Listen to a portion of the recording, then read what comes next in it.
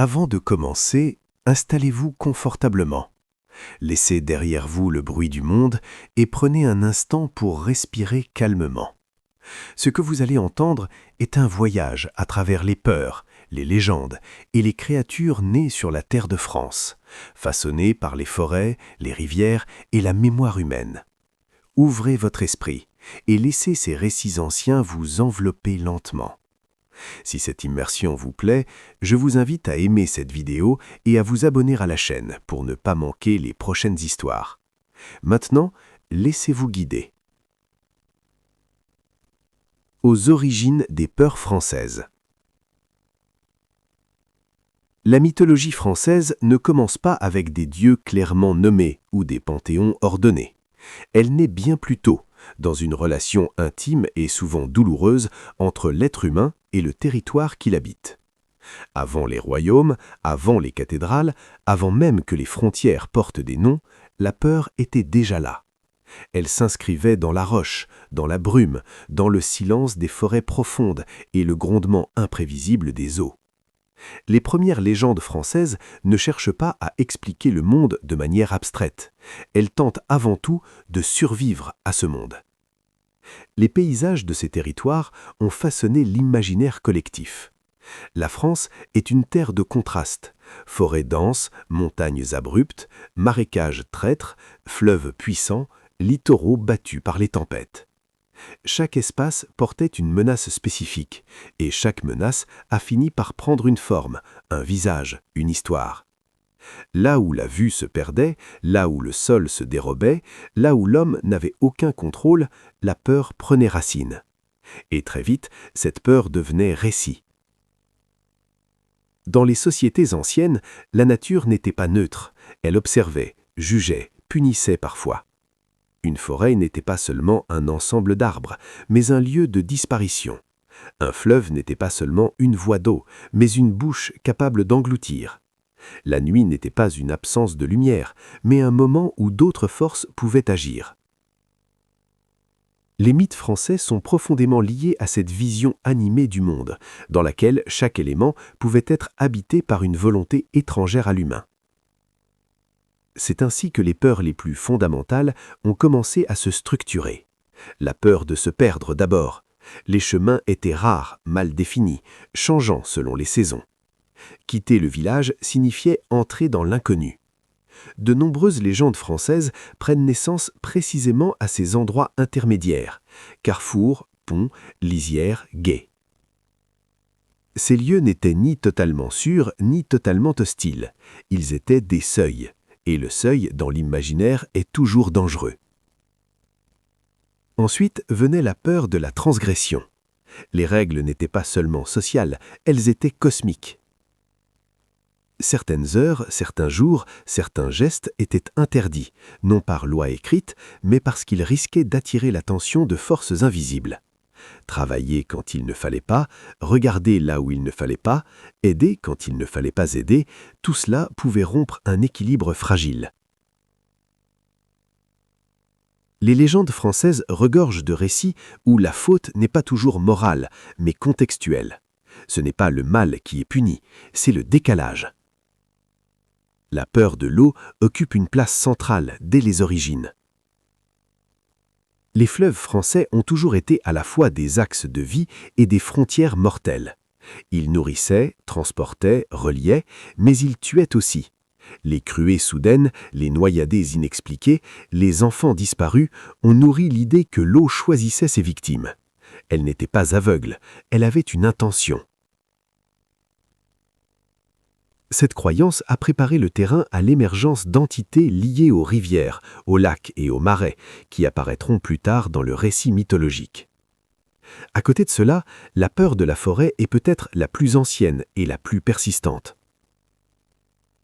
Les grandes forêts couvraient autrefois une part immense du territoire. Elles étaient sombres, silencieuses, pleines de bruits inconnus.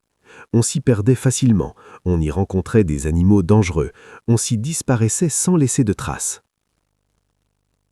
Mais surtout, la forêt était un monde sans regard humain.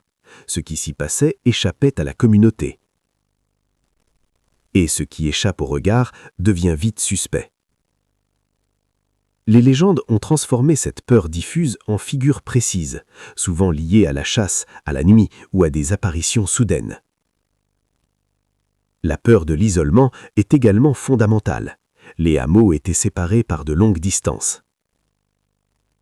Tomber malade, se blesser ou se perdre loin de sien équivalait souvent à une condamnation.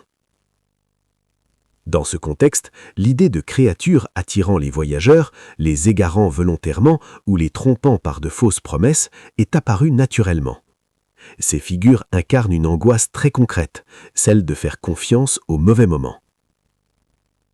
À mesure que les sociétés se sont organisées, ces peurs n'ont pas disparu, elles ont changé de forme. Les villages ont apporté une certaine sécurité, mais aussi une pression collective. La peur du regard des autres, de l'exclusion, de la rumeur, s'est ajoutée aux peurs naturelles. Les légendes ont alors commencé à parler non seulement de monstres extérieurs, mais aussi de malédictions intimes, familiales, héréditaires. La peur ne venait plus seulement de la nature, mais de ce que l'on cachait. Un élément essentiel de la mythologie française est cette absence fréquente de victoire totale. Les créatures ne sont pas toujours détruites, elles sont repoussées, apaisées, contournées, parfois enfermées dans des rituels ou des pactes. Cela révèle une vision du monde où le mal ne disparaît jamais complètement. Il peut être contenu, mais jamais éradiqué. Cette idée traverse l'ensemble des légendes françaises et constitue un fil rouge puissant. La peur fait partie de l'équilibre.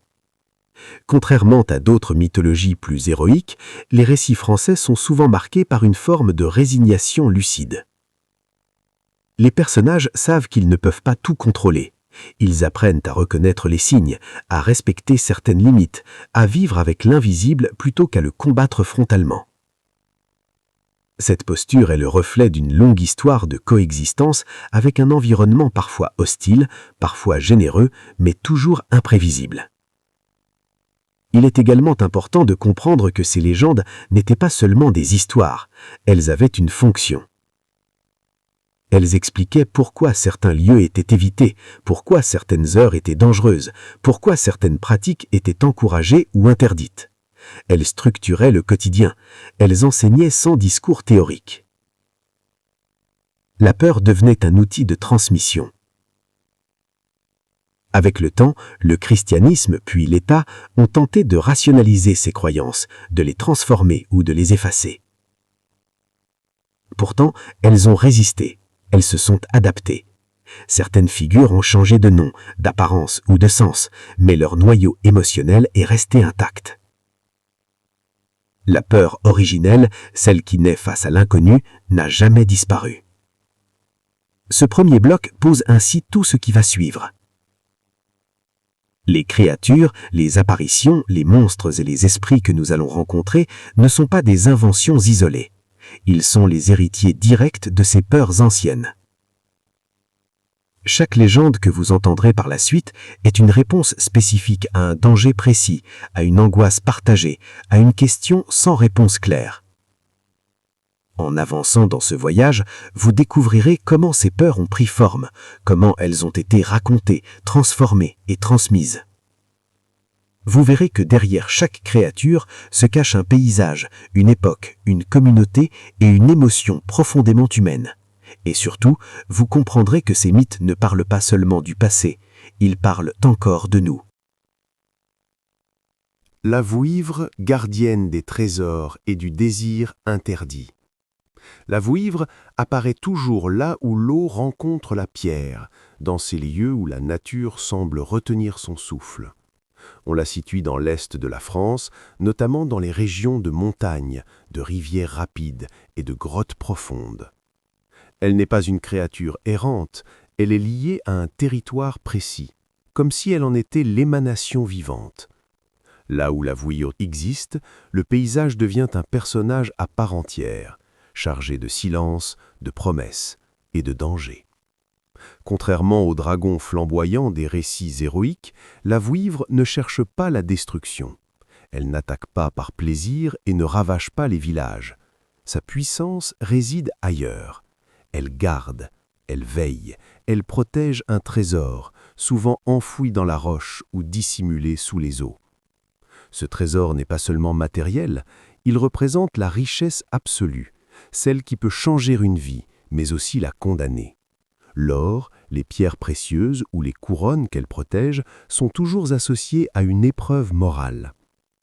La vouivre est décrite comme un serpent ailé, parfois immense, parfois presque insaisissable, dont le regard brille d'une intelligence ancienne. Son trait le plus célèbre est la gemme qu'elle porte sur le front, un joyau d'une valeur inestimable. Ce joyau est à la fois sa force et sa vulnérabilité. Lorsqu'elle se baigne ou se repose, elle doit parfois le déposer.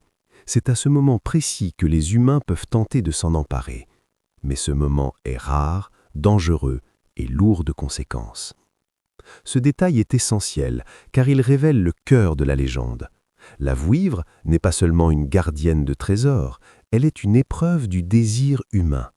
Elle met à l'épreuve la patience, la cupidité et la capacité à renoncer. Les récits insistent sur le fait que ceux qui observent la vouivre sont souvent fascinés avant même de penser à voler.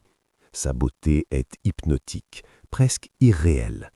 Elle incarne une forme de perfection inaccessible, un idéal dangereux. La peur qu'elle représente n'est donc pas celle de la violence brute, mais celle de la tentation. Face à la vouivre, l'humain n'est pas une victime innocente, il devient acteur de sa propre perte potentielle. Beaucoup de légendes racontent des hommes qui, ayant aperçu la gemme, ne peuvent plus penser à autre chose. Ils reviennent nuit après nuit, obsédés, jusqu'à commettre l'irréparable. Et même lorsque le vol réussit, la récompense se transforme souvent en malédiction. La vouivre punit rarement par la force immédiate, sa vengeance est lente, presque pédagogique. Celui qui vole le joyau peut devenir riche, puissant, admiré, mais il perd autre chose, la paix, le sommeil, parfois la raison. La richesse acquise attire la jalousie, la trahison, la solitude. La légende suggère ainsi que certaines richesses ne sont pas faites pour être possédées. Elles doivent rester là où elles sont, gardées par des forces qui dépassent l'homme. Le lien entre la vouivre et l'eau est fondamental. Elle apparaît près des sources, des rivières, des étangs cachés. L'eau, dans l'imaginaire français, est souvent associée à la frontière entre les mondes. Elle réfléchit, mais ne révèle pas tout. Elle attire, mais engloutit. La vouivre, en tant que créature semi-aquatique, incarne cette ambiguïté.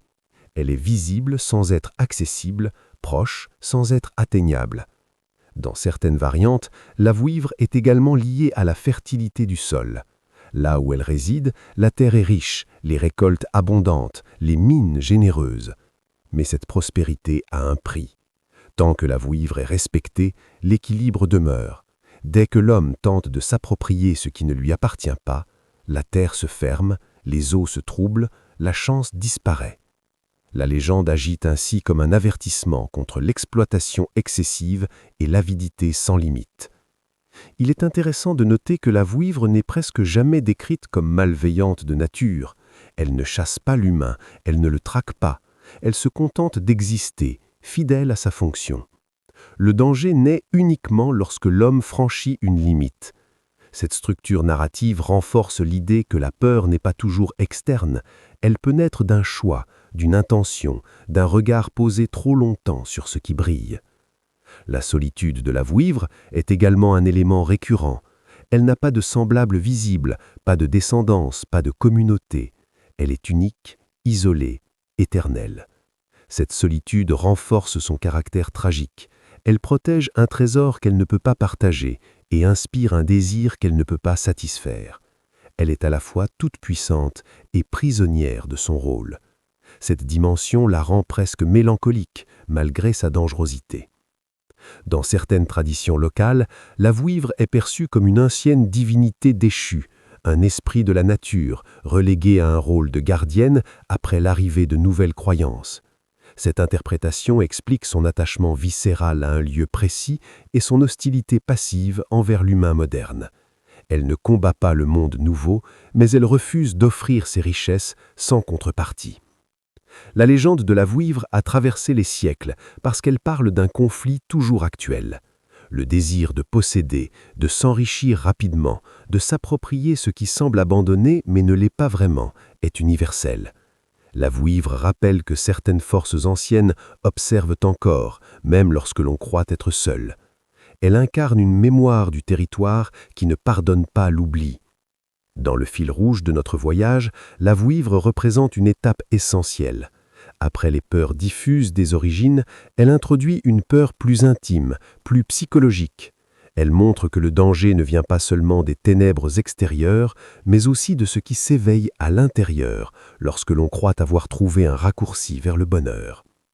Elle ouvre ainsi la voie aux autres figures que nous rencontrerons, des créatures qui chacune à leur manière mettent l'humain face à ses limites.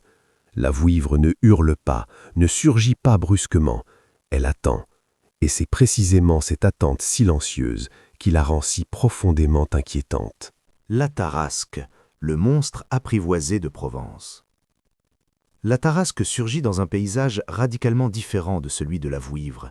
Ici, la peur ne se cache pas dans l'ombre des grottes ou sous la surface de l'eau.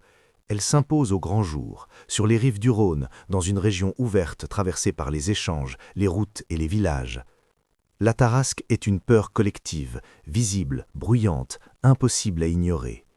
Elle incarne le chaos lorsqu'il devient quotidien, lorsque la menace ne relève plus de la tentation individuelle, mais de la survie d'une communauté entière. Décrite comme une créature massive, hybride, à la fois reptile, fauve et bête cuirassée, la Tarasque n'est pas subtile. Son corps est une accumulation d'excès. Carapace impénétrable, mâchoire puissante, griffes capables de broyer, queue hérissée. Elle ne séduit pas, elle terrorise. Là où elle passe, les cultures sont détruites, les troupeaux dispersés, les chemins rendus impraticables. La peur qu'elle inspire est immédiate, physique, viscérale. Contrairement à la Vouivre, la Tarasque n'est pas liée à un trésor caché, mais à un déséquilibre. Elle apparaît comme une force incontrôlée, presque absurde dans sa violence. Elle ne semble ni protéger quelque chose, ni défendre un territoire sacré. Elle est là, simplement, comme une manifestation brute d'un monde qui peut soudain devenir hostile sans raison apparente. Cette absence de logique claire renforce l'angoisse qu'elle suscite. La Tarasque vit près du fleuve, mais elle ne se confond pas avec lui. Elle utilise l'eau comme un refuge, un point d'ancrage, mais elle sort pour frapper. Le fleuve, ici, n'est plus seulement un seuil mystérieux, il devient un vecteur de peur. Les habitants ne peuvent plus s'en approcher sans risquer la mort. Ce qui nourrissait devient une menace. Ce renversement est central dans la légende, car il montre comment un élément vital peut se transformer en source de terreur collective. Face à la Tarasque, les réponses humaines traditionnelles échouent. Les armes sont inutiles, la force brute ne suffit pas. Les récits insistent sur l'impuissance des soldats, des chasseurs, des hommes réputés courageux. Aucun exploit héroïque classique ne permet de vaincre la créature. Cette impuissance est essentielle, car elle marque une rupture avec l'idée que la violence peut toujours être combattue par plus de violence. C'est ici que la légende prend une tournure particulière dans le paysage mythologique français. La Tarasque n'est pas détruite, elle est apaisée. Elle est domptée par un acte de courage d'un autre ordre, fondé non sur la force, mais sur la maîtrise de soi, la foi et la parole. La peur n'est pas éradiquée, elle est transformée. La créature cesse d'être un fléau pour devenir un symbole. Cette transformation est au cœur du mythe. Elle reflète une évolution profonde dans la manière dont la société perçoit le danger. Plutôt que de chercher à annihiler ce qui fait peur, la communauté apprend à le contenir, à l'intégrer dans un récit plus large. La Tarasque devient ainsi une figure paradoxale. Autrefois destructrice, elle est ensuite intégrée à l'identité locale, célébrée, ritualisée. Cette ritualisation est un élément clé. En donnant une place symbolique à la Tarasque, la communauté reprend le contrôle narratif. Le monstre devient un rappel permanent de ce qui peut arriver lorsque l'équilibre est rompu, mais aussi de la capacité humaine à répondre autrement qu'avec la panique. La Tarasque représente également la peur du collectif face à lui-même. Elle surgit dans une région dense, peuplée, structurée. Sa présence met en lumière la fragilité de l'ordre social. Lorsque les routes ne sont plus sûres, lorsque les échanges cessent, lorsque chacun se replie, la communauté vacille. La créature agit comme un révélateur des dépendances humaines, dépendance à l'eau, au chemin, à la coopération. Dans le fil rouge de notre voyage, la Tarasque marque une étape importante. Après la peur individuelle du désir interdit incarné par la vouivre, elle introduit la peur partagée, celle qui concerne tous les membres d'un groupe sans distinction.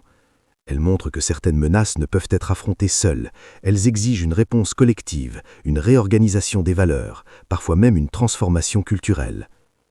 La tarasque représente également la peur du collectif face à lui-même.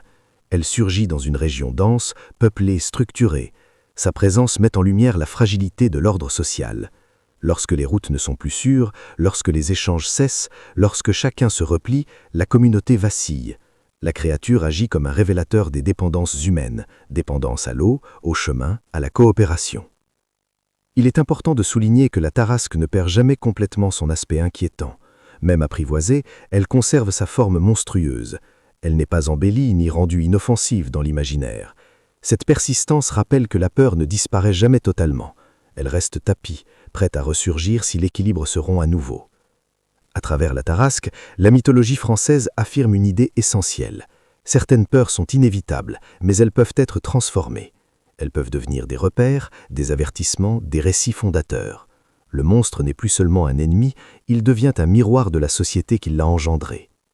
Ce bloc prépare la transition vers les figures suivantes, plus insaisissables, plus trompeuses.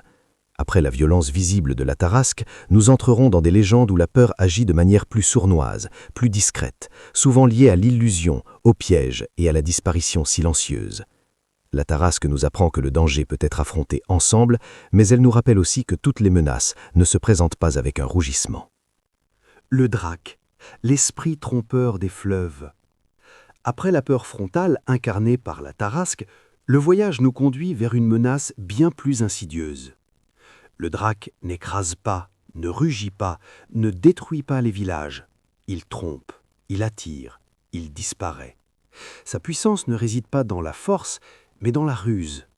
Là où la tarasque mettait la communauté face à un danger visible, le drac agit dans l'entre-deux, dans le doute, dans le moment où l'on croit encore pouvoir contrôler la situation. Le drac appartient au monde des fleuves, mais pas à leur surface paisible. Il est lié aux courants profonds, aux zones sombres, aux endroits où l'eau semble ralentir avant de devenir soudainement dangereuse. On le retrouve dans plusieurs régions du sud et du centre, toujours associé à des rivières larges, imprévisibles, parfois traîtres. Contrairement aux créatures purement monstrueuses, le drac n'a pas de forme fixe.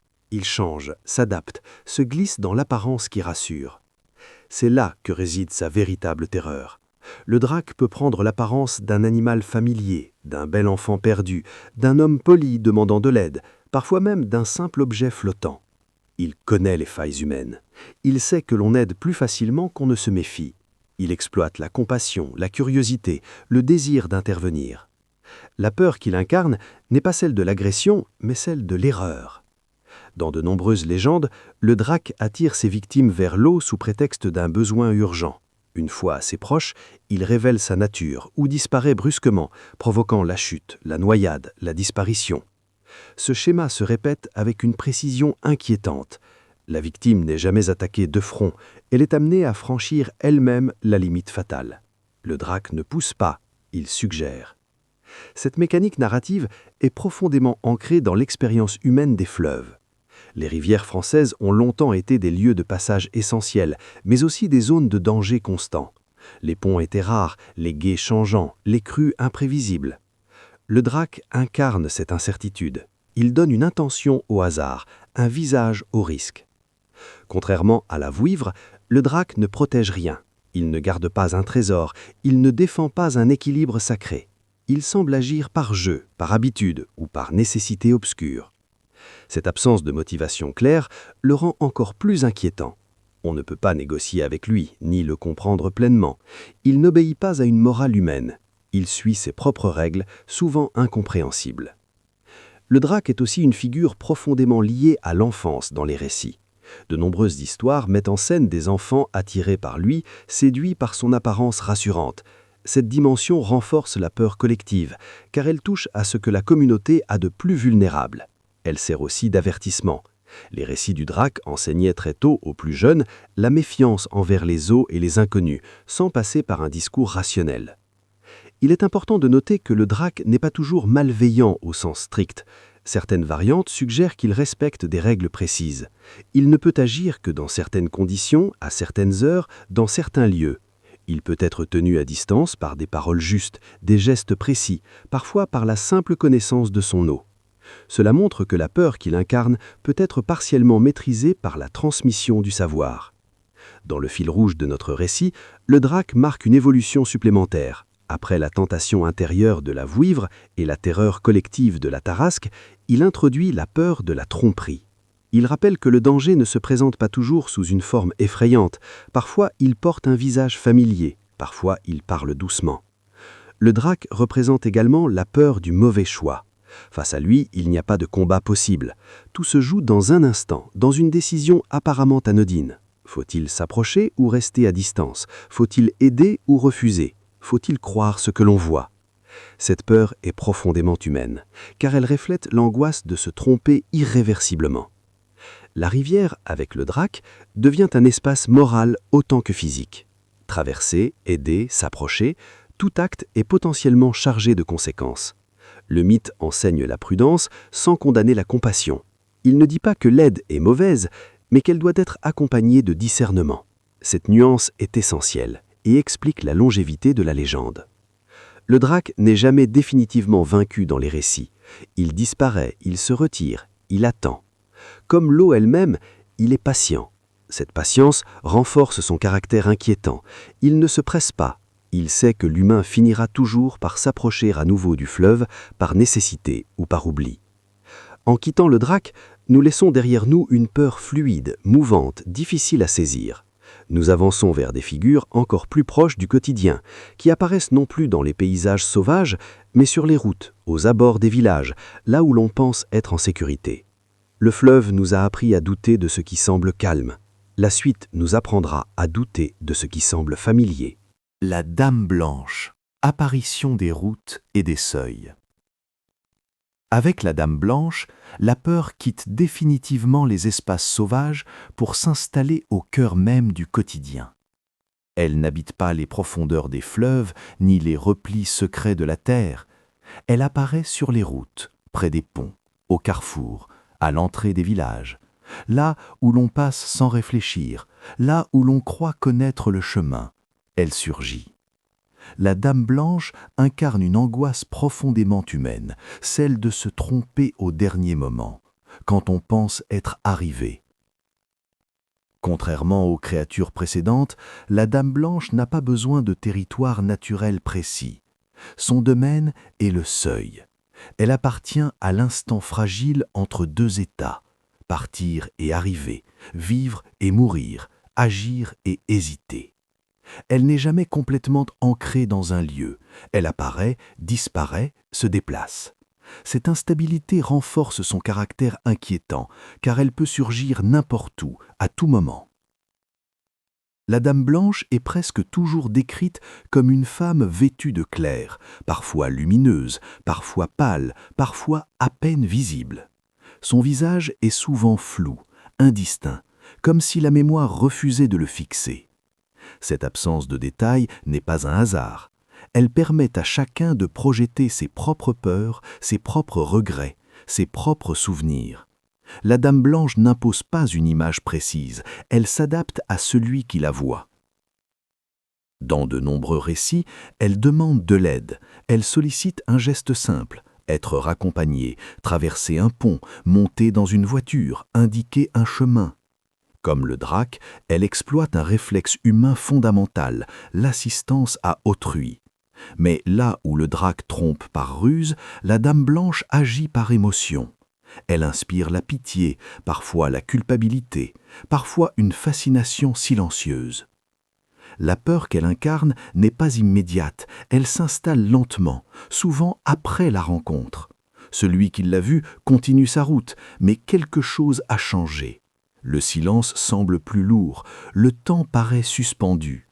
Puis vient la révélation. La Dame Blanche disparaît, ou bien elle révèle soudain sa nature. Parfois, elle annonce un danger imminent, parfois, elle est elle-même le présage de la mort. Cette incertitude est centrale. La Dame Blanche ne livre jamais clairement son intention. Dans certaines traditions, elle est liée à une faute ancienne, une trahison, un amour interdit, un enfant perdu, une promesse rompue. Elle n'est pas née monstre, elle le devient. Sa peur est donc teintée de tristesse, elle ne cherche pas toujours à nuire, elle répète, elle rejoue. Elle est prisonnière d'un moment qu'elle ne peut pas dépasser. Cette dimension tragique la distingue profondément des autres figures mythologiques. La route, dans la mythologie française, n'est jamais neutre. Elle relie, mais elle expose. Elle est synonyme de mouvement, de décision, de choix. La Dame Blanche apparaît précisément là où une décision a été prise trop tard ou trop vite. Elle est la matérialisation du regret. Elle incarne la question que l'on se pose après coup. Et si j'avais fait autrement ? Contrairement à la Tarasque, la Dame Blanche n'attaque pas une communauté entière. Elle choisit. Elle se manifeste à une personne précise à un moment précis. Cette individualisation renforce son impact psychologique. Elle transforme un événement banal en expérience intime, presque secrète. Souvent, celui qui la rencontre hésite à en parler, de peur de ne pas être cru. La peur devient alors silencieuse, intérieure. Il est important de souligner que la Dame Blanche n'est pas toujours malveillante. Dans certains récits, elle sauve, elle avertit d'un danger, empêche un accident, détourne un voyageur d'un chemin fatal. Mais même dans ces cas, sa présence reste troublante. Être sauvé par elle n'apporte pas de soulagement durable, cela laisse une impression persistante d'avoir frôlé quelque chose d'irréversible. Dans le fil rouge de notre récit, la Dame Blanche représente une étape essentielle. Elle marque le passage des peurs liées aux éléments naturels vers les peurs liées à la mémoire et au choix. Elle montre que le danger n'est pas toujours extérieur. Il peut surgir de ce qui a déjà eu lieu, de ce qui n'a pas été réparé, de ce qui continue d'exister malgré le temps. La Dame Blanche est aussi une figure du temps figé. Elle n'évolue pas, elle répète le même geste, la même demande, la même apparition. Cette répétition crée une forme d'usure émotionnelle. Elle rappelle que certaines erreurs ne disparaissent pas d'elles-mêmes. Elles restent présentes, invisibles, jusqu'à ce qu'on les reconnaisse. Dans les récits transmis, la rencontre avec la Dame Blanche laisse rarement indemne. Même sans mort, même sans catastrophe visible, quelque chose se brise. Une certitude, une insouciance, une confiance automatique dans le monde. La route ne sera plus jamais tout à fait la même. Le voyageur a appris que l'arrivée n'est jamais garantie. En quittant la Dame Blanche, nous avançons vers des légendes encore plus profondément enracinées dans la nuit et la forêt. Après la peur du choix et du regret, viendra celle de la poursuite, du jugement et de la faute transmise. Les routes nous ont appris à hésiter. Les forêts, elles, nous apprendront à fuir. Le grand veneur, la chasse éternelle des forêts. Avec le grand veneur, la peur quitte définitivement les routes fréquentées pour s'enfoncer dans l'épaisseur de la forêt. Ici, il n'y a plus de seuil clair, plus de carrefour rassurant. La forêt est un monde à part, régi par ses propres lois, indifférent aux repères humains. Le grand veneur n'est pas une créature que l'on rencontre par hasard. Il apparaît lorsque l'on a déjà pénétré trop loin, lorsque le retour devient incertain. Il incarne la peur d'être jugé par une force plus ancienne que toute morale humaine. Le grand veneur est souvent décrit comme un chasseur spectral, monté sur un cheval noir, accompagné de chiens aux yeux brillants, dont les aboiements résonnent bien avant que la silhouette n'apparaisse. On ne le voit pas toujours clairement. Parfois, on ne perçoit que le son de la chasse, le galop lointain, les cors qui déchirent le silence. Cette approche sonore est essentielle. Elle installe une tension progressive, une certitude de présence avant toute confirmation visuelle. La forêt, dans la mythologie française, est un espace de vérité brutale. Elle ne protège pas, elle révèle. Le grand veneur y règne comme une incarnation de la loi sauvage. Il ne poursuit pas n'importe qui. Il apparaît à ceux qui ont transgressé une règle fondamentale, parfois connue, parfois oubliée.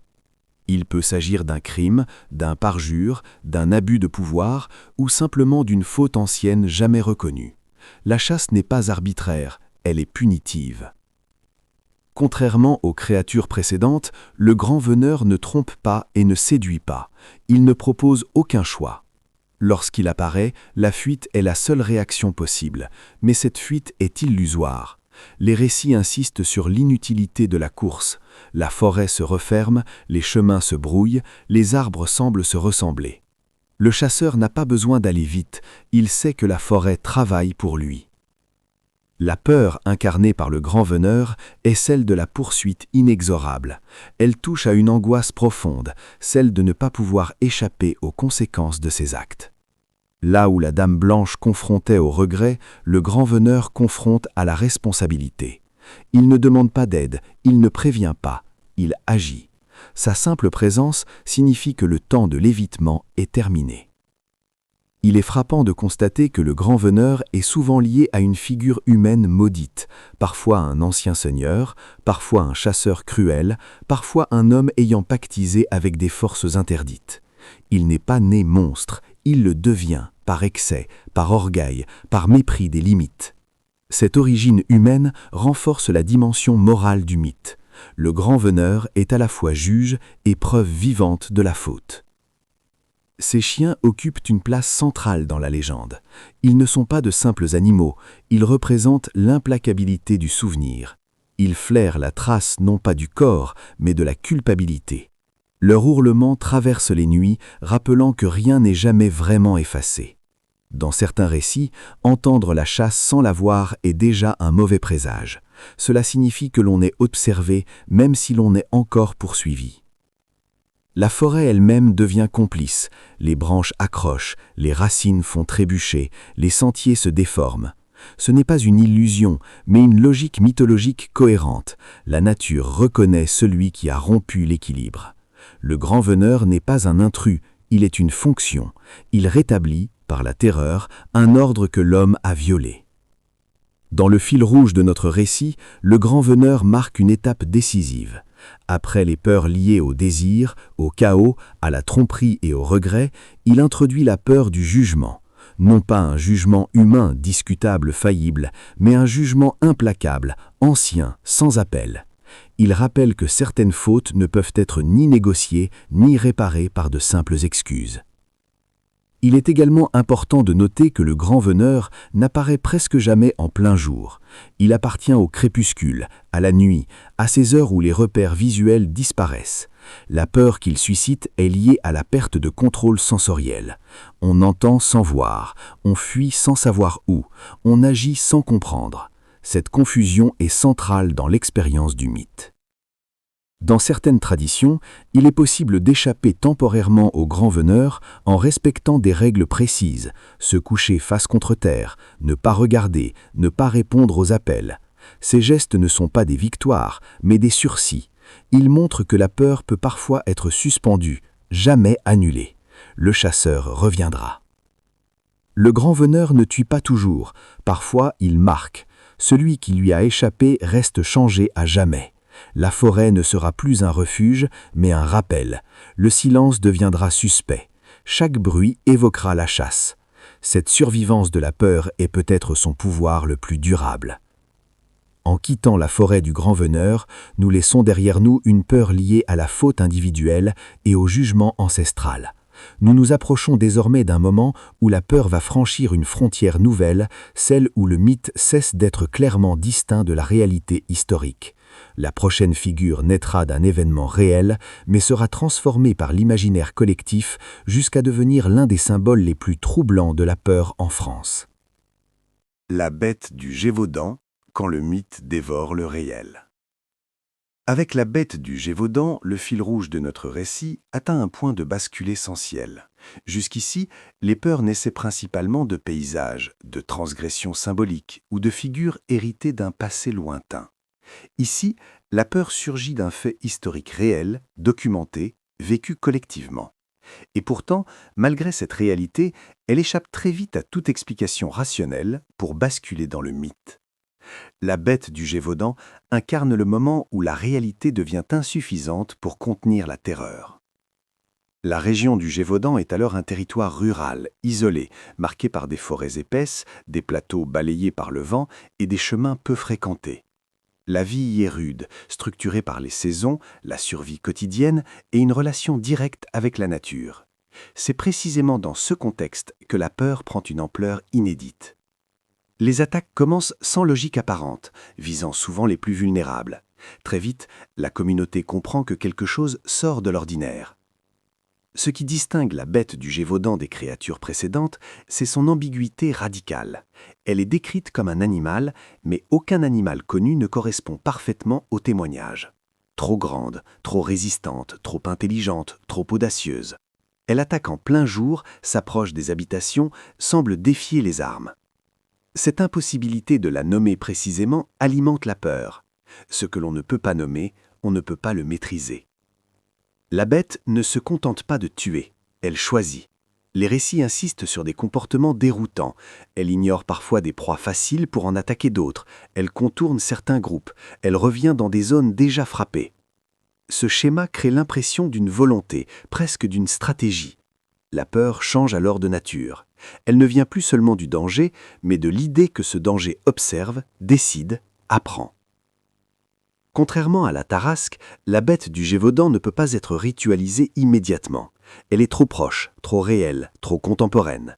Les autorités interviennent, les chasseurs sont mobilisés, les armes sont améliorées. Et pourtant, rien ne semble fonctionner durablement. Chaque échec renforce le sentiment d'impuissance. La peur devient institutionnelle. Elle n'est plus seulement racontée, elle est vécue, discutée, attendue. Dans ce contexte, l'imaginaire collectif s'emballe. La bête cesse progressivement d'être un animal pour devenir une figure hybride. Certains l'aperçoivent comme une punition, d'autres comme un signe de fin des temps, d'autres encore comme le résultat d'un pacte ou d'une malédiction. Ces interprétations ne naissent pas d'ignorance pure, mais d'un besoin profond de sens. Lorsque la réalité ne suffit plus, le mythe prend le relais. La peur incarnée par la bête du Gévaudan est celle de l'insécurité absolue. Elle frappe là où l'on se croyait protégé. Elle brise la routine, détruit la confiance dans le quotidien. Aller aux champs, garder les troupeaux, marcher seul devient un acte risqué. La peur ne se limite plus à certains lieux ou à certaines heures. Elle envahit toute la journée, toute la vie. Il est essentiel de comprendre que la bête agit comme un catalyseur. Elle révèle des tensions sociales, des inégalités, des fragilités déjà présentes. Les communautés isolées se sentent abandonnées, les rumeurs circulent plus vite que les certitudes. La peur devient contagieuse. Chaque bruit dans la forêt, chaque silhouette au loin, chaque absence prolongée alimente l'angoisse collective. Dans le fil rouge de notre voyage, la bête du Gévaudan marque le moment où la frontière entre mythe et histoire devient poreuse. Elle montre que le mythe n'est pas toujours ancien. Il peut naître presque instantanément dès que la peur dépasse la capacité d'explication. La bête n'est pas une légende inventée après coup, elle se construit en temps réel sous les yeux de ceux qui la subissent. Contrairement aux grands veneurs, la bête ne juge pas. Elle ne punit pas une faute identifiable, elle frappe sans message clair. Cette absence de sens est peut-être ce qui la rend la plus terrifiante. Face à elle, il n'y a ni leçon évidente, ni règle à respecter pour être épargné. La peur devient arbitraire. Et l'arbitraire est l'une des formes les plus profondes de l'angoisse humaine. Même après la fin des attaques, la bête ne disparaît pas vraiment. Elle reste dans les récits, les mémoires, les peurs transmises. Elle devient un symbole durable de ce moment où la société a compris qu'elle pouvait être démunie malgré ses certitudes. Elle rappelle que la sécurité n'est jamais acquise, même lorsque l'on pense avoir tout compris du monde. La bête du Gévaudan transforme ainsi la mythologie française en profondeur. Elle prouve que le mythe n'est pas un vestige du passé, mais un mécanisme vivant capable de naître là où la peur collective atteint un seuil critique. Elle ouvre la voie aux figures suivantes, plus discrètes, plus anciennes, mais tout aussi révélatrices. En quittant le Gévaudan, nous nous éloignons d'une peur née du sang et du réel immédiat. Nous allons maintenant vers des entités encore plus anciennes, issues d'un monde invisible, peuplé de règles implicites et de pièges subtils. Après la terreur brute, nous entrerons dans un univers où la peur se cache dans le rire, la malice et l'illusion. Les Korrigans, esprits de la Bretagne ancienne.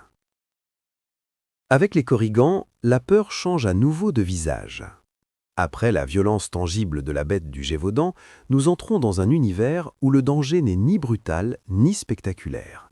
Il est discret, quotidien, presque banal. Les Korrigans n'attaquent pas frontalement, ils perturbent, détournent, dérèglent. Ils incarnent une peur ancienne, profondément enracinée dans la relation entre l'humain et l'invisible, la peur de ne pas connaître les règles du monde que l'on traverse. Les Korrigans appartiennent à la Bretagne, une terre où les frontières entre visible et invisible ont toujours été perçues comme fragiles. Landes couvertes de brume, chemins creux, sources isolées, pierres dressées, tout le paysage semble propice à la présence d'entités anciennes. Les Korrigans ne dominent pas ce territoire, ils s'y glissent. Ils en sont une émanation discrète, presque organique. Physiquement, les Korrigans sont décrits comme de petites créatures humanoïdes, souvent difformes, parfois grotesques, parfois étrangement séduisantes. Leur apparence varie, et cette variabilité est essentielle. Elle empêche toute certitude. On ne sait jamais vraiment à quoi s'attendre. Cette instabilité visuelle reflète leur nature profonde. Les Korrigans sont des êtres de l'ambiguïté. Ils vivent près des sources, des fontaines, des lieux humides ou anciens. Ces espaces ne sont pas choisis au hasard. L'eau douce, en Bretagne comme ailleurs, est un point de passage, un lieu de vie, mais aussi un lieu de danger. Les Korrigans y règnent comme des gardiens capricieux. Ils peuvent accorder une faveur ou provoquer une catastrophe minuscule mais décisive. Une vache cesse de donner du lait, un chemin disparaît, un objet se perd sans raison apparente. La peur qu'ils incarnent n'est pas celle de la mort immédiate, mais celle du dérèglement. Avec les Korrigans, le monde ne fonctionne plus tout à fait comme prévu. Les règles implicites cessent d'être fiables. Le travail acharné ne garantit plus le résultat. La prudence ne protège pas toujours.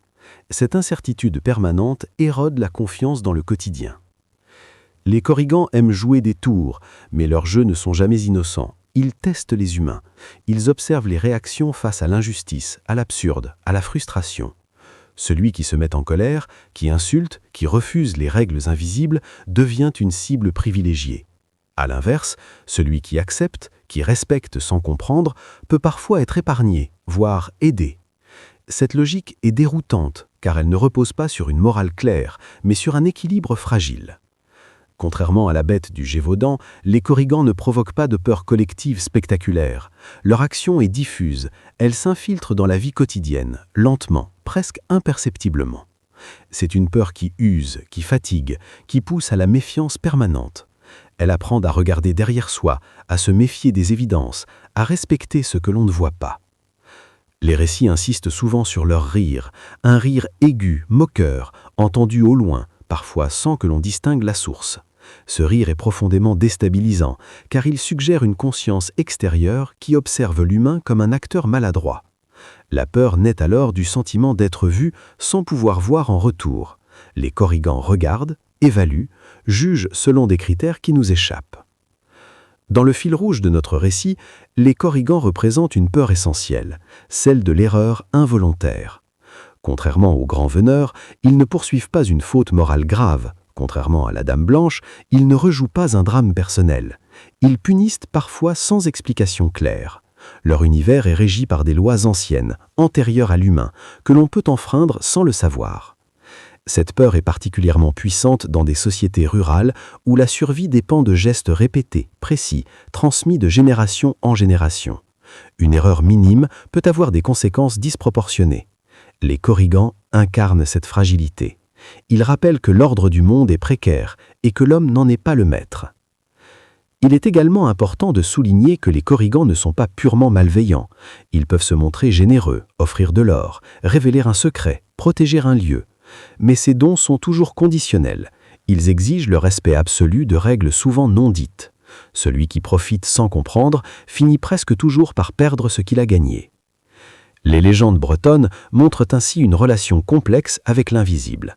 Il ne s'agit pas de combattre ni de fuir, mais de cohabiter. Cette cohabitation est source de tensions constantes. Elle exige humilité, attention et une acceptation de l'incompréhensible. Les Korrigans enseignent que la peur peut être un outil de régulation, un rappel permanent des limites humaines. Après les Korrigans, Notre voyage s'éloignera encore davantage de la peur diffuse pour entrer dans une légende où l'intime, le familial et le politique se rejoignent.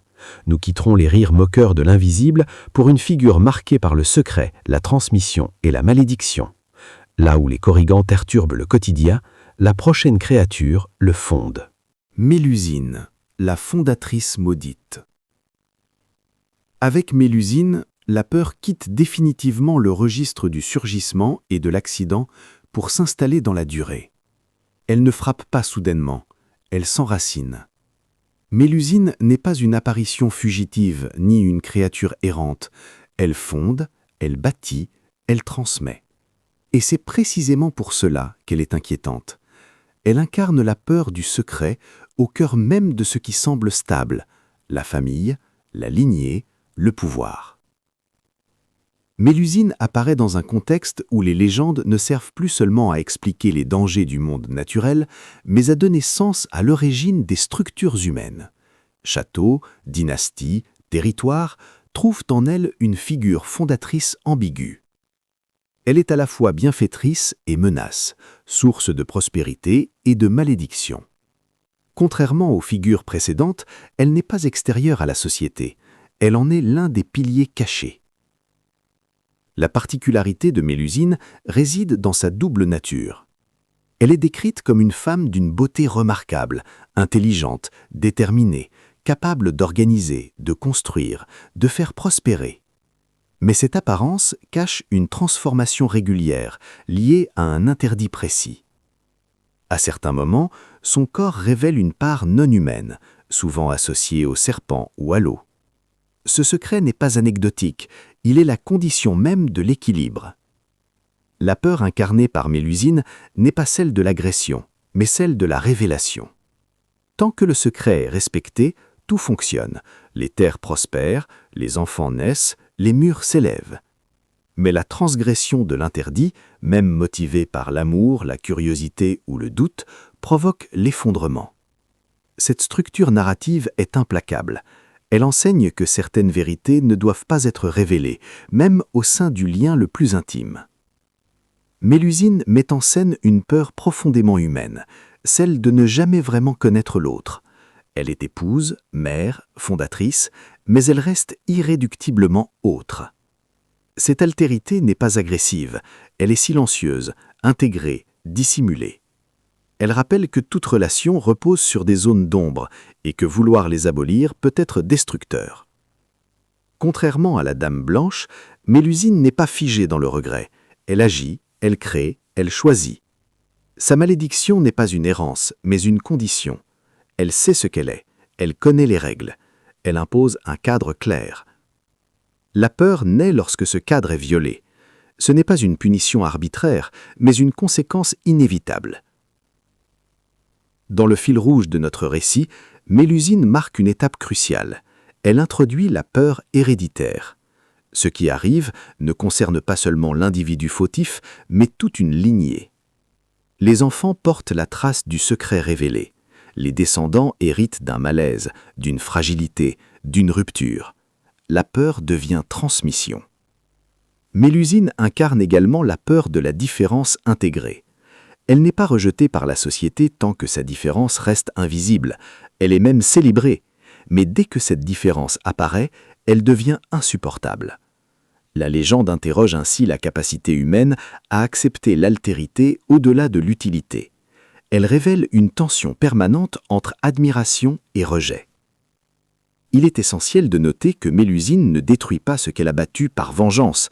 Elle s'éloigne, elle disparaît.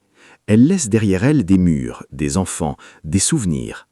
Cette absence est plus douloureuse que la destruction. Elle transforme la prospérité en rappel constant de la faute. Chaque pierre devient un témoignage muet de ce qui a été perdu.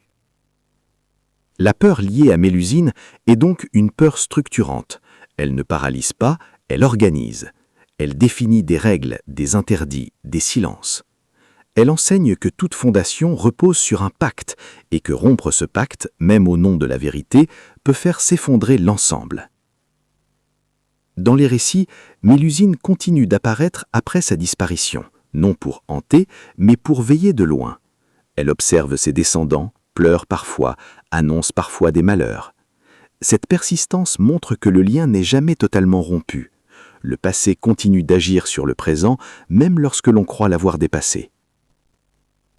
En quittant Mélusine, nous laissons derrière nous une peur liée au secret familial et à l'origine du pouvoir. Nous allons maintenant nous diriger vers des figures où la peur devient plus collective à nouveau, mais sous une forme bien différente, celle de la fatalité, du travail imposé et du refus impossible. Après le secret, viendra l'injonction. Les lavandières de la nuit. Avec les lavandières de la nuit, la peur prend une forme plus silencieuse, mais non moins implacable. Après le sucré fondateur de Mélusine, nous entrons dans un univers où la contrainte n'est plus liée à une lignée ou à un pacte intime, mais à une loi invisible imposée à tous. Les lavandières de la nuit n'offrent pas de choix réel. Elles obligent, elles imposent un geste, un rythme, une participation. Et c'est précisément cette absence d'alternative qui les rend profondément inquiétantes. Les lavandières apparaissent toujours près de l'eau, mais pas l'eau vive et dangereuse du Drac. Il s'agit ici de rivières calmes, de lavoirs isolés, de bords de chemins humides où le silence est presque total. Elles ne surgissent pas dans la tempête, mais dans une tranquillité trompeuse. Leur présence est souvent annoncée par un bruit répétitif, régulier, presque apaisant, le linge battu contre la pierre. Elles sont décrites comme des femmes vêtues de blanc ou de gris, penchées sur leurs tâches, le visage indistinct, parfois dissimulé par l'ombre ou par des cheveux longs. Leur posture est essentielle. Elles travaillent, inlassablement, sans lever la tête. Ce travail n'a rien de domestique ou de rassurant. Il est mécanique, dépourvu de chaleur humaine. Le geste se répète comme une condamnation. La peur qu'elles incarnent est celle du travail sacré et contraint. Dans de nombreuses traditions françaises, certaines tâches ne doivent pas être effectuées à certaines heures. La nuit appartient à d'autres forces. En lavant à ces moments interdits, les lavandières ont franchi une limite. Elles sont punies non par la mort immédiate, mais par une répétition éternelle de leurs fautes. Leur châtiment devient spectacle pour les vivants. Mais la véritable terreur commence lorsque l'humain est impliqué. Les lavandières appellent parfois les passants, demandent de l'aide, tendent un drap à tordre. Le geste paraît simple, presque anodin. Pourtant, accepter revient à entrer dans leur monde. La règle est stricte. Il faut tordre le linge dans le même sens qu'elle. Se tromper signifie la mort ou la disparition. Et la règle n'est jamais expliquée. Cette mécanique est profondément angoissante, car elle repose sur l'arbitraire. L'humain est sommé d'agir sans comprendre. La peur n'est plus liée à une transgression volontaire, mais à une ignorance fatale. Les lavandières punissent l'erreur, pas l'intention. Elles incarnent une fatalité aveugle, un ordre ancien qui ne tient aucun compte de la bonne foi.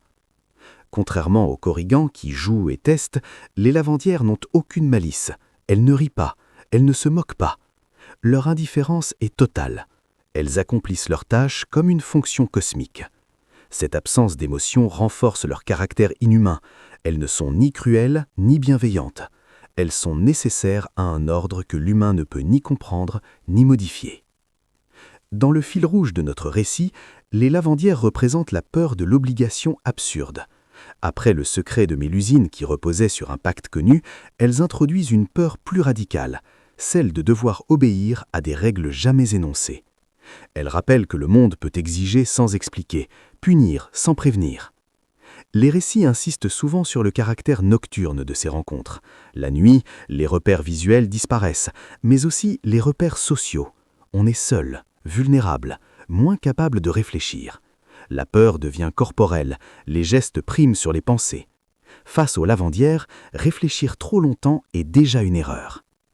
Il est également significatif que ces figures soient féminines et liées au linge. Le linge représente le corps, l'intime, le quotidien. En le lavant sans fin, les lavandières transforment un geste de soin en geste de damnation. La peur naît de cette inversion. Ce qui devait purifier condamne, ce qui devait protéger détruit. Dans certaines variantes, les lavandières sont associées à la mort imminente. Le linge qu'elles lavent serait celui des futurs défunts. Les rencontrer reviendrait à croiser son propre destin. Cette interprétation renforce leur lien avec la fatalité. Elle ne provoque pas la mort, elle l'annonce ou l'accompagne. Leur présence est un signe que quelque chose est déjà scellé. Les lavandières de la nuit enseignent une peur très particulière, celle de l'erreur irréversible dans un monde opaque. Elles montrent que la survie ne dépend pas toujours du courage, de la force ou de la morale, mais parfois d'une connaissance transmise, d'un détail invisible, d'un geste appris trop tard. En quittant les lavandières, nous laissons derrière nous une peur liée à l'obligation et à la fatalité.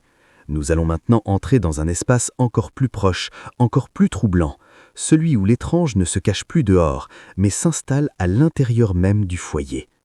Après la contrainte nocturne, viendra la peur domestique, celle qui se glisse dans la maison et observe en silence. Le chat d'argent et les animaux noirs.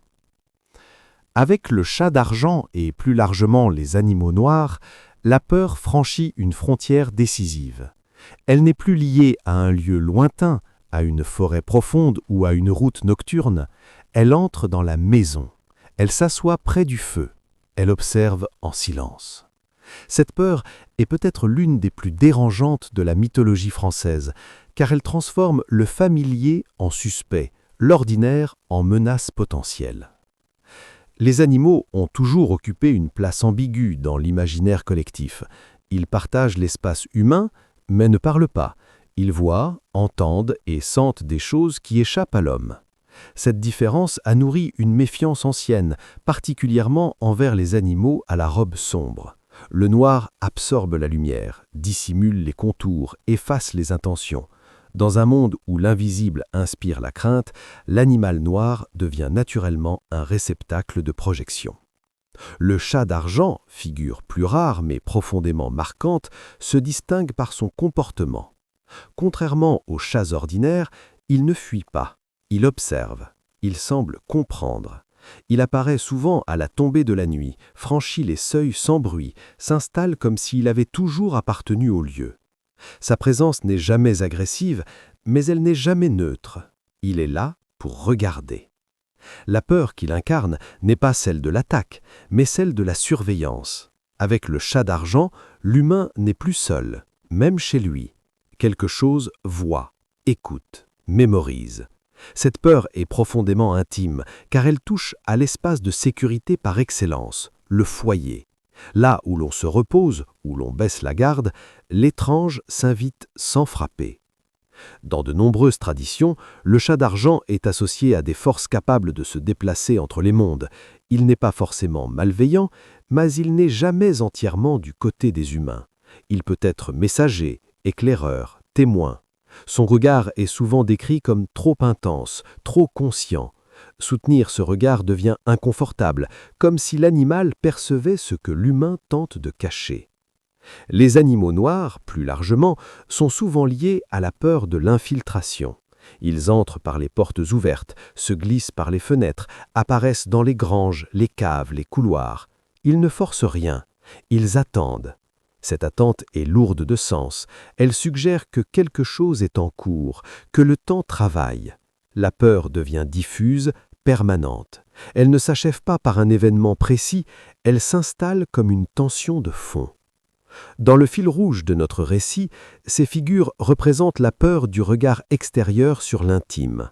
Après les obligations invisibles et les règles arbitraires, nous découvrons une angoisse plus moderne, plus psychologique, celle de ne jamais être totalement seul avec soi-même. Le chat d'argent ne punit pas, ne trompe pas, ne poursuit pas. Il sait. Il est également important de noter que ces animaux ne sont pas toujours porteurs de malheurs immédiats. Leur présence est souvent associée à un déséquilibre latent, à un secret non dit, à une faute en gestation. Ils apparaissent comme des indicateurs plutôt que comme des causes.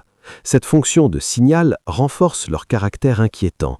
Ils annoncent sans expliquer. Les récits insistent parfois sur la disparition soudaine de ces animaux. Un matin, ils ne sont plus là. Aucune trace, aucun bruit. Cette disparition laisse un vide étrange, comme si quelque chose d'essentiel avait été retiré. Le foyer semble plus calme, mais aussi plus vulnérable. La peur ne disparaît pas avec l'animal, elle reste, transformée en doute.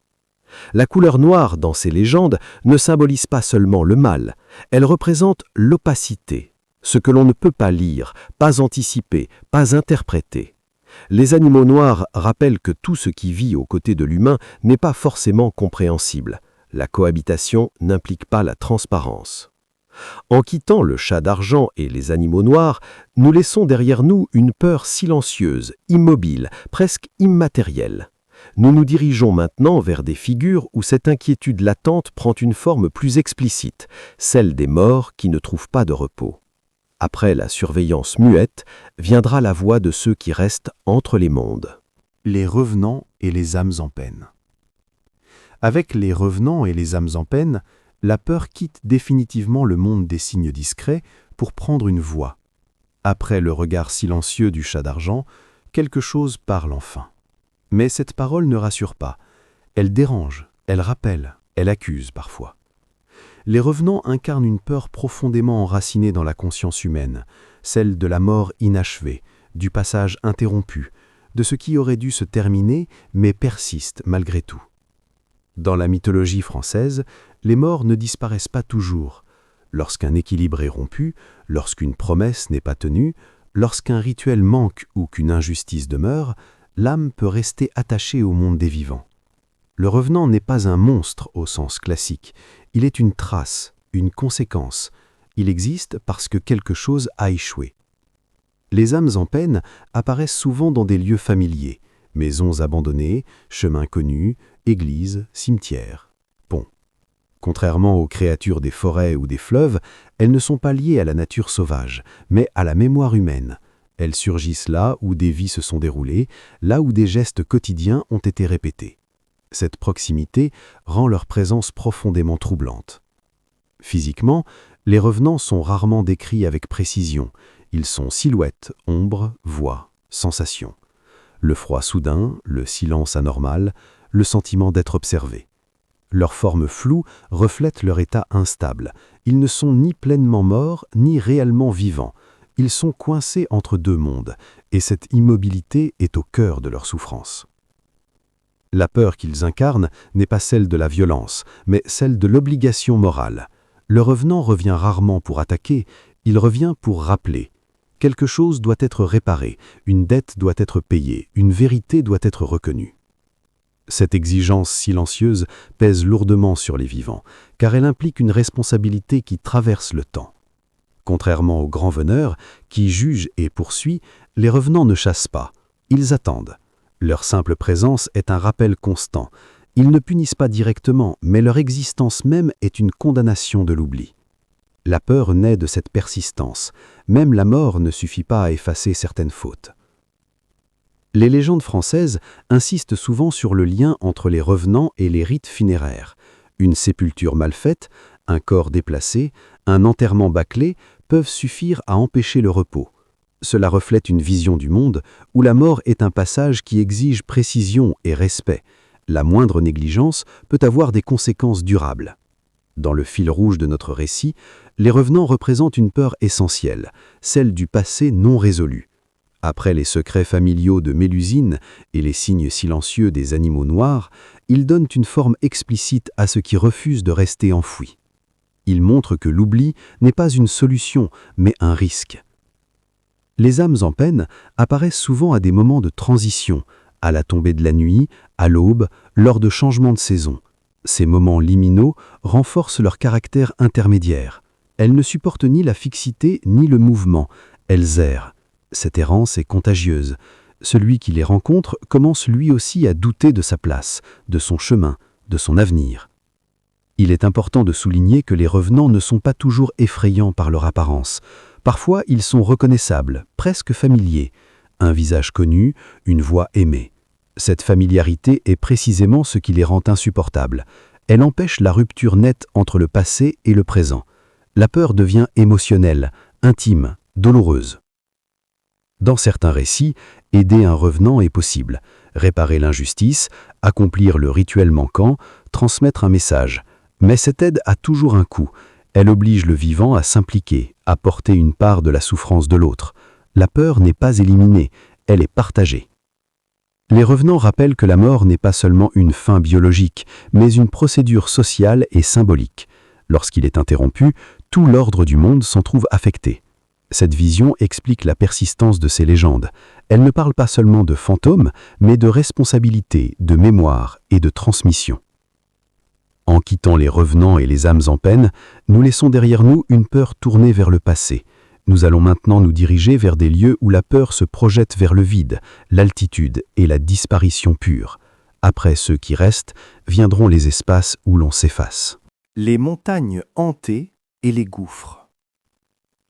Avec les montagnes hantées et les gouffres, la peur cesse de se déplacer. Elle devient immobile, massive, écrasante. Après les revenants qui rappelaient le passé non résolu, nous entrons dans un univers où la peur ne parle plus, ne demande plus rien. Elle est là, elle domine, elle attend. Les montagnes et les abîmes incarnent une angoisse primordiale, celle de l'effacement total. Les reliefs français, longtemps difficiles d'accès, ont toujours été perçus comme des lieux à part. L'altitude isole, le froid ralentit, le silence amplifie chaque bruit. Les montagnes ne sont pas seulement des obstacles géographiques, elles sont des frontières mentales. Au-delà d'un certain point, les règles habituelles cessent de s'appliquer. Le corps fatigue, l'esprit vacille. La peur devient intérieure. Les gouffres, les failles, les cavités profondes sont des négations du sol. Là où l'on s'attend à un appui, il n'y a que le vide. Cette rupture brutale nourrit une peur ancienne, presque instinctive. Tomber, disparaître, ne laisser aucune trace. Les légendes françaises associent souvent ces lieux à des disparitions inexpliquées, à des échos étranges, à des voix portées par le vent. Le gouffre n'explique pas, il avale. Contrairement aux créatures rencontrées jusqu'ici, les montagnes hantées ne prennent pas toujours forme humaine ou animale, elles sont hantées par leur propre présence. Le danger ne vient pas d'un être précis, mais de l'environnement lui-même. Un faux pas, une erreur d'orientation, un moment d'inattention suffisent. La peur devient purement existentielle. Dans de nombreux récits, ces lieux sont évités, contournés, respectés. Ils sont associés à des interdits tacites. On n'y monte pas seul, on n'y crie pas, on n'y dort pas. Ces règles ne sont pas codifiées par une autorité visible, mais par la mémoire collective. Les montagnes enseignent la prudence par l'exemple, non par la parole. Les montagnes hantées sont souvent liées à des figures disparues, bergers, voyageurs, ermites. Ils ne reviennent pas sous forme de revenants au sens classique, leur absence devient leur présence. Le silence qu'ils laissent derrière eux est chargé de sens. La peur ne vient pas de ce qui apparaît, mais de ce qui manque. Dans le fil rouge de notre récit, ces lieux représentent une peur sans médiation. Après les règles invisibles, les pactes brisés et les âmes errantes, nous sommes confrontés à une menace qui ne peut être négociée ni comprise. Les montagnes ne punissent pas, elles ne testent pas, elles existent. Et cette existence suffit à rappeler la fragilité humaine.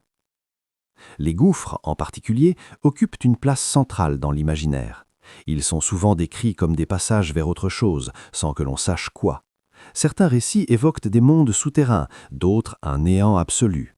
Cette incertitude renforce la peur. Le gouffre n'offre aucun retour d'expérience. Ceux qui y tombent disparaissent de l'histoire. Il est également important de noter que ces lieux inspirent à la fois la peur et le respect. Ils attirent, ils fascinent. Leur immensité pousse certains à s'approcher malgré le danger. Cette attraction paradoxale est essentielle. Elle montre que la peur n'est pas seulement un réflexe de fuite, mais aussi une force qui attire, qui appelle, qui défie. Les montagnes hantées enseignent une peur silencieuse, sans visage, sans intention apparente. Elles rappellent que le monde n'est pas conçu pour l'humain et que l'humain doit s'y adapter ou disparaître. Cette leçon est brutale, mais elle traverse toute la mythologie française liée aux paysages extrêmes. En quittant les montagnes et les gouffres, nous redescendons vers des espaces plus habités, plus sociaux. Après l'effacement pur, nous allons retrouver une peur construite par l'homme lui-même, une peur née non de la nature, mais du regard collectif, de la rumeur et de la suspicion. Là où la montagne ne juge pas, la société, elle, observe et accuse. Sorcellerie, sabbat et peur collective. Avec la sorcellerie et les sabbats, la peur change encore de nature. Après les montagnes indifférentes et les gouffres muets, le danger n'est plus impersonnel, il devient social. Il naît du regard des autres, de la rumeur, de la suspicion. Cette peur est particulièrement puissante, car elle ne repose pas sur une créature extérieure, mais sur une construction collective. Le monstre, ici, est fabriqué. Dans l'imaginaire français, la sorcellerie n'est pas seulement une pratique interdite, elle est une explication commode face à l'incompréhensible. Lorsque les récoltes échouent, lorsque la maladie frappe, lorsque le malheur s'accumule, il devient nécessaire de désigner une cause. La sorcière, le sorcier, deviennent alors des figures de projection. Ils concentrent les peurs diffuses, les angoisses économiques, les tensions sociales. La peur incarnée par la sorcellerie est celle de l'invisible agissant dans l'ombre. Mais contrairement aux corrigans ou aux esprits, cet invisible est censé être humain. C'est ce qui rend la peur plus aiguë. Le danger n'est plus ailleurs, il est parmi nous. Il peut être le voisin, la veuve, l'étranger, celui qui vit seul ou différemment. Les sabbats, décrits comme des rassemblements nocturnes interdits, cristallisent cette peur. Ils représentent une inversion totale de l'ordre social et religieux. Ce qui est sacré est profané, ce qui est interdit est célébré. Le sabbat n'est pas tant redouté pour ce qui s'y passerait réellement que pour ce qu'il symbolise, la perte de contrôle, la dissolution des normes, l'existence d'un monde parallèle défiant l'ordre établi. Dans le fil rouge de notre récit, la sorcellerie marque une étape essentielle. La peur devient une arme. Elle n'est plus seulement subie, elle est utilisée.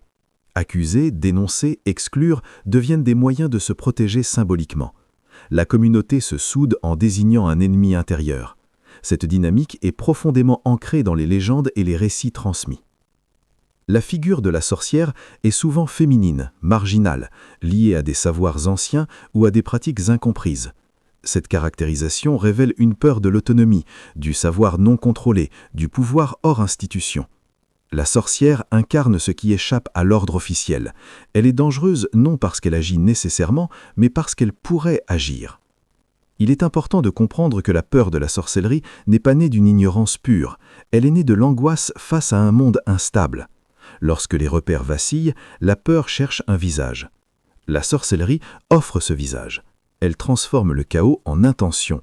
Le malheur n'est plus accidentel, il devient voulu. Contrairement aux montagnes hantées, où la peur impose le silence, la sorcellerie engendre le bruit.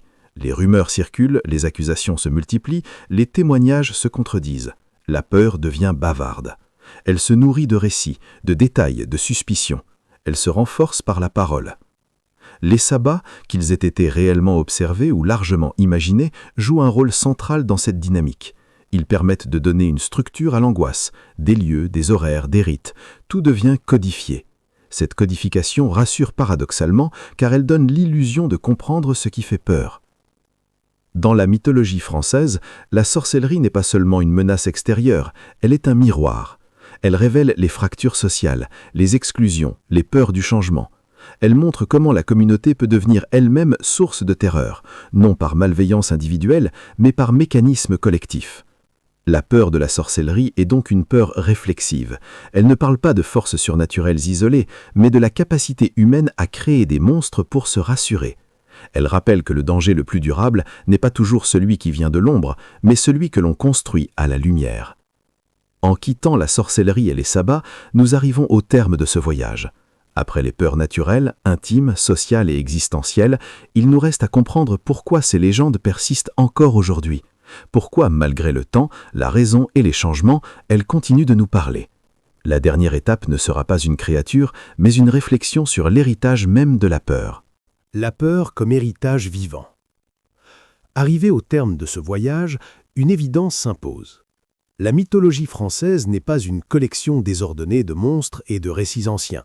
Elle forme un ensemble cohérent, traversé par une même matière première, la peur.